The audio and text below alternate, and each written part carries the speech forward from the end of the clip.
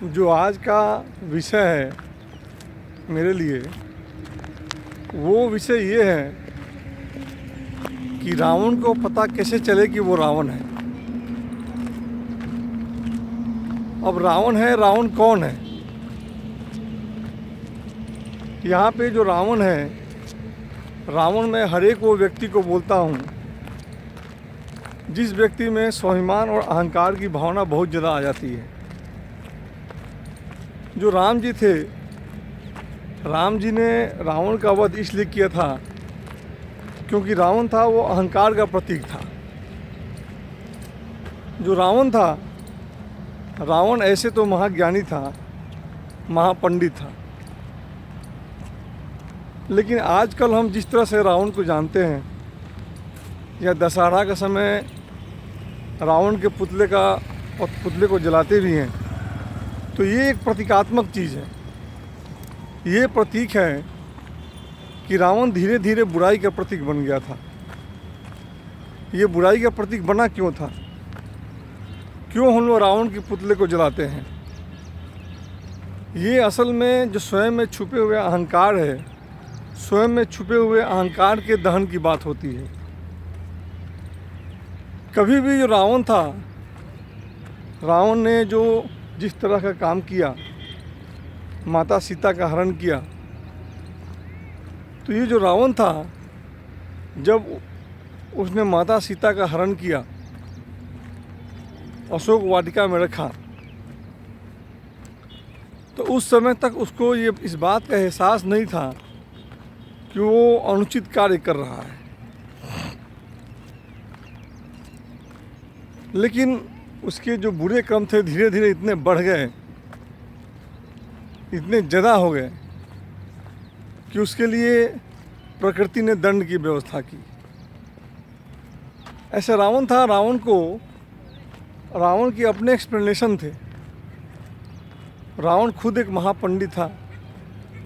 जो रावण है, अब रावण के बारे में देखें तो रावण एक महापंडित व्यक्तित्व था। रावण ने रावण संहिता की रचना की थी। जो शिव जी थे, शिव जी को प्रसन्न करने के लिए जिस गीत की उसने रचना की थी, मंत्र की रचना की थी, आज भी उस गीत को लोग गाते हैं। अब रावण ने माता सीता का हरण किया तो उसके पीछे भी कारण थे। उसके पास एक्सप्लेनेशन था। वो ये था कि लक्ष्मण जी ने उसकी बहन शूर्पणखा के नाक काटे थे। बात ठीक है, लेकिन शूर्पणखा के नाक काटने का भी रीज़न ये था कि शूर्पणखा ज़बरदस्ती राम और लक्ष्मण से शादी करना चाहती थी और नाराज़ होने पे माता सीता को उसने मारना भी चाहा था। इस कारण से माता सीता की रक्षा करने के लिए लक्ष्मण ने उसके नाक काटे थे। तो रावण को ये दिखाई नहीं पड़ा, और रावण ने जो उसकी अपनी छिपी इच्छाएं थी, स्त्रियों के प्रति आकर्षण था, उस चीज़ को पूरा करने के लिए उसने माता सीता का हरण कर लिया। और जो रावण है, रावण अहंकार में इतना डूबा हुआ था कि उसको ये काम अनुचित नहीं लग रहा था। हालांकि आप रावण को देखेंगे तो रावण के पास भी मेघनाद जैसा योग्य पुत्र था, कुंभकर्ण जैसा आज्ञाकारी भाई था, संत विभीषण थे, उसकी इतनी योग्य पत्नी मंदोदरी थी, उसके विद्वान नाना थे। तो नाना और भाइयों और पत्नियों के बीच रहने वाला इतना पंडित रावण अपने अहंकार के बस इस तरह के कार्य करते चला गया और उसको एहसास भी नहीं हुआ, और अहंकार से वशीभूत होकर उसने जो कार्य किए, उस कारण से वो बुराई का प्रतीक बन गया। अब आप आजकल के दिनों में देखेंगे कि एक जो बच्चा होता है वो बचपन से बहुत खुश रहता है। बचपन से उसमें सत्य और मीठी भावनाएं छिपी होती हैं, लेकिन समय बीतने के साथ उसमें धीरे धीरे ताकत आता है लड़का नौकरी करने लगता है, उसमें पावर आती है, तो पावर आने पे बिल्कुल रावण की तरह एक व्यक्ति है बदलना शुरू हो जाता है। दूसरों को दबाना, दूसरों से चिढ़ना। आप किसी जगह देखें, यदि कोई व्यक्ति कहीं भी है, ग्रुप में है, परिवार में है, ऑर्गेनाइजेशन में है, अभी जो रावण वाली भावना है सब में छिपी हुई है। लोग परिवार में हैं तो किसी परिवार के दूसरे व्यक्ति को देख के जल रहे हैं, अहंकार है, दबाने की कोशिश। कहीं नौकरी कर रहे हैं तो नौकरी में अपने आप को सबसे आगे रखने की कोशिश। यदि आप व्यवसाय कर रहे हैं तो व्यवसाय में आपको दूसरे व्यवसायी से प्रतिद्वंदिता है, दूसरे व्यवसायी से आपको चिढ़ है। तो ये सब क्या चीज़ है? ये सब चीज़ वही रावण वाली भावना है। और लोग इस बात को महसूस नहीं कर पाते हैं। दशहरा के समय जाकर रावण को जला देते हैं, लेकिन स्वयं में छुपे हुए रावण के बारे में कभी नहीं सोचते हैं। देखिए, दुर्योधन भी है, दुर्योधन के पास भी हमेशा विदुर रहते हैं। एक विदुर रहता है जो उसको बताते रहता है, बोलते रहता है कि तुम्हारा काम अनुचित है, तुम्हारा काम अनुचित है, अपने आप को बचाओ इससे, तुम गलत काम कर रहे हो, गलत काम कर रहे हो। लेकिन दुर्योधन चेतता नहीं था। दुर्योधन को विदुर ही गलत लगता था, क्योंकि दुर्योधन के पास भी अपने एक्सप्लेनेशन थे। ऐसा नहीं होता है कि यदि कोई बुरा कर्म कर रहा है तो वो बिल्कुल ब्लैक एंड वाइट होता है। हर एक बुरे काम और कर्म करने के लिए कोई ना कोई एक्सप्लेनेशन होता है। रावण के पास विभीषण होता है, कोई न कोई समझाने वाला होता है, जो हमेशा, यदि रावण और दुर्योधन बुराई के प्रतीक बन गए हैं और बुरे काम कर रहे हैं, तो उनको समझाने वाला, सही सलाह देने वाला कोई न कोई व्यक्ति हमेशा मिलता है, हमेशा रहता है। लेकिन अहंकार के मद में चूर, न रावण को पता चलता है कि मैं रावण बन चुका हूँ, न दुर्योधन को पता चलता है कि मैं दुर्योधन बन चुका हूँ। मैंने मेहर बाबा की एक कहानी पढ़ी है, और मेहर बाबा ने अपनी किताब है गॉड स्पीक्स, उस किताब में मेहर बाबा ने डिस्क्राइब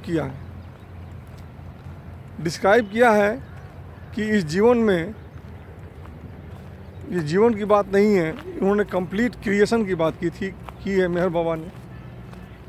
तो मेहर बाबा ने अपने क्रिएशन में ये बताया है कि इस सृष्टि में ये जो एग्जिस्टेंस है, इस एग्जिस्टेंस में 7 तरह के लोग हैं। अलग अलग लोगों के बारे में मेहर बाबा ने बताया है। तो मेहर बाबा ने ये कहा है कि ये जो धरती है, ये धरती वो लोग हैं जिसमें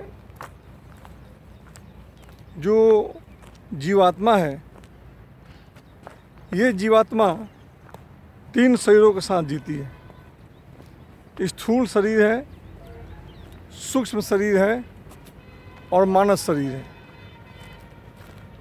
जब आदमी मर जाता है तो उसके बाद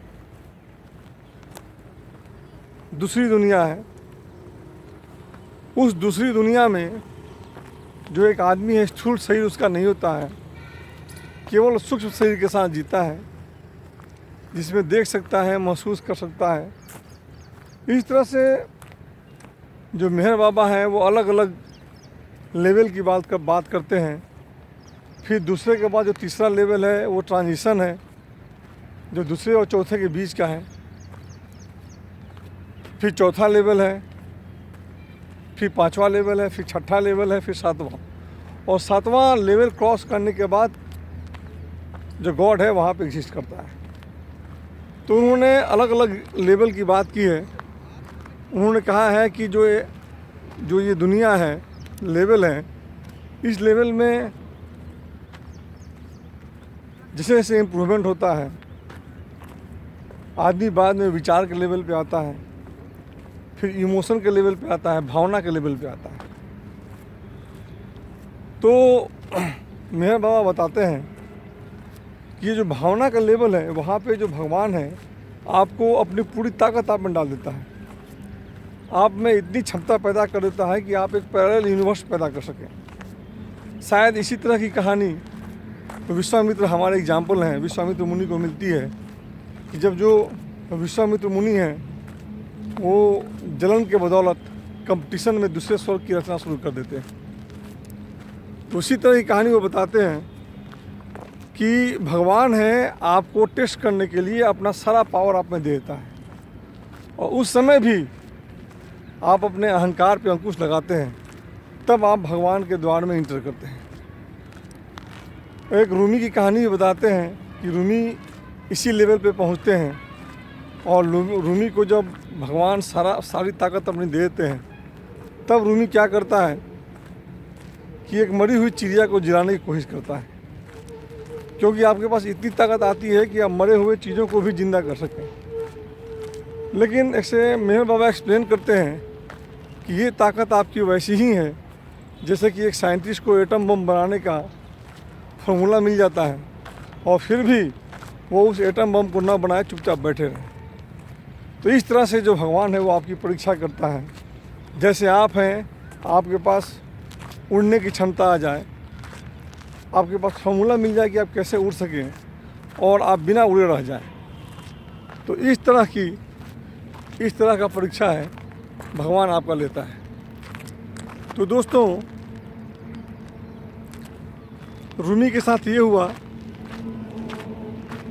कि उसने चिड़िया को जिलाने की कोशिश की, तभी उससे गुरु आकर उसको बचा लेते हैं। तो मेहर बाबा बताते हैं कि यदि इस तरह का एक्सपेरिमेंट कोई करता है तो एक भयंकर विस्फोट जैसी परिस्थिति पैदा होती है, और एक जीवात्मा है जो कि इतनी ऊंचाई पर पहुंच गई है, फिर वो पत्थर के स्टेट पे चली जाती है। मेहर बाबा बताते हैं कि कैसे एक आत्मा का विकास मॉलिक्यूल के स्टेज से होता है। एक मॉलिक्यूल के स्टेज से वो परम ब्रह्म से निकलता है और गैस बनता है, फिर फ्लूइड बनता है, फिर पत्थर बनता है, फिर पानी बनता है, फिर अमीबा बनता है, प्लासेंटा बनता है, सिलेंट्रेटा बनता है, फिर मछली बनता है, पौधा बनता है, जीव जंतु बनते हुए आदमी बनता है, फिर आदमी में उसका ऐसे इवोल्यूशन होता है। तो मेहर बाबा बताते हैं कि जब इस तरह का दुरुपयोग करता है व्यक्ति, तो फिर वो पत्थर के स्टेज पर चला जाता है। तो यहाँ पे बात क्या है? बात है अहंकार पे नियंत्रण करने की। और अहंकार पे नियंत्रण करना इतना आसान नहीं है।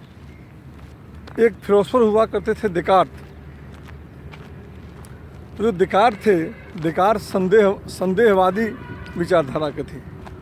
वो कहते थे कि सृष्टि में जितनी चीज़ें हैं मैं उसको मान नहीं सकता, क्योंकि सब चीज़ पे संदेह किया जा सकता है। वो जितनी भी चीज़ें हैं, कोई भी वस्तु, कोई भी व्यक्ति, कोई भी विचार क्यों न हो, हर चीज़ को ना करते चले गए। जो उपनिषदों की वाणी है, नेति लगभग वही उनका तरीका था। वो हर चीज़ को इनकार करते चले गए, लेकिन एक जगह आगे फंस गए।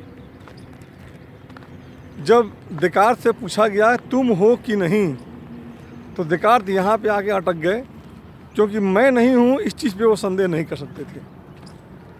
अब मैं वाली बात इतनी मजबूत है, इतनी स्ट्रांग है,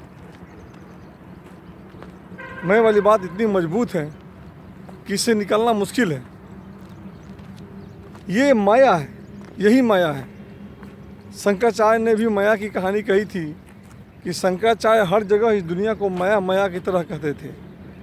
तो एक बार कहीं बैठ के वो शिष्य को पढ़ा रहे थे, तो वहीं पे एक बहुत ही मजबूत हाथी दौड़ते हुए आया। तो सारे के सारे लोग भाग गए, उसका एक शिष्य नीचे ही बैठा हुआ था। तो महावत का जो हाथी का महावत था, वो बोल रहा था अरे तू भाग। शंकराचार्य भी बोल रहे थे अरे भाग भाई भाग। और शंकराचार्य खुद जाके चढ़ के बैठ गए थे ऊपर पेड़ पे, लेकिन शिष्य नहीं भागा। शिष्य ये बोलता रहा दुनिया माया है, हाथी माया है, सब चीज़ माया है, तो माया से क्या डरना। लेकिन हाथी ने आया, उस शिष्य को बहुत मारा, तोड़ फोड़ दिया। बाद में शंकराचार्य आए तो पूछा बेटा तुम भागे क्यों नहीं? शिष्य ने बताया आपने ही तो कहा था कि दुनिया माया है। तो शंकराचार्य ने बताया ठीक है मैंने माया है कहा था, लेकिन यदि हाथी माया है तो हाथी के ऊपर बैठा हुआ महावत भी तो माया है। महावत ने तो कहा कि तुम भागो, तुम उसकी बात क्यों नहीं माने? तो इस तरह की बात है अहंकार पे। कुल मिला जुला के अहंकार की बात आती है, और अहंकार को हटाने के लिए यदि कोई उपाय इस सृष्टि में बताई जाती है तो उसका आचरण करना चाहिए। क्योंकि जो रावण है, रावण को पता नहीं चला कि कब मेरा ईगो बढ़ गया। उसी तरह से आदमी काम करते हुए एहसास नहीं होता है कि उसमें रावण वाली प्रवृत्ति बढ़ रही है। ऑर्गेनाइजेशन में कोई मुखिया होता है, उसको पता नहीं चलता है कि मेरे में अहंकार इतना बढ़ गया है कि मेरे में दुर्गुण आ गए हैं, बढ़ते चले जा रहे हैं। और ये बात भी तय है कि भगवान राम हर बार नहीं आएंगे यहाँ पे आपको समझाने के लिए।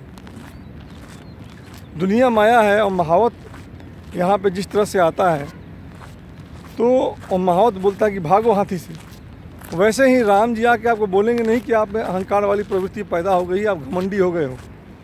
आपका दोस्त, आपका मित्र, आप आस पड़ोस के लोग आपको समझाएंगे, आपको बताएंगे। भगवान इन्हीं रूप में आते हैं और आपको समझाते हैं, और फिर भी आप नहीं समझेंगे तो कोई ना कोई दुर्घटना आपके साथ घटेगी, घटेगी ही घटेगी। ये सबके साथ लागू होता है। तो यदि किसी भी व्यक्ति में रावण वाली भावना का विकास हो जाता है तो भगवान किसी न किसी तरीके से आपको चेताता है, और आपको नहीं चेताता है तो कोई ना कोई दुर्घटना घटेगी जो आपके अहंकार को ठीक करेगी। तो दोस्तों, आपने कहानी को सुना, इसलिए आप लोगों का धन्यवाद।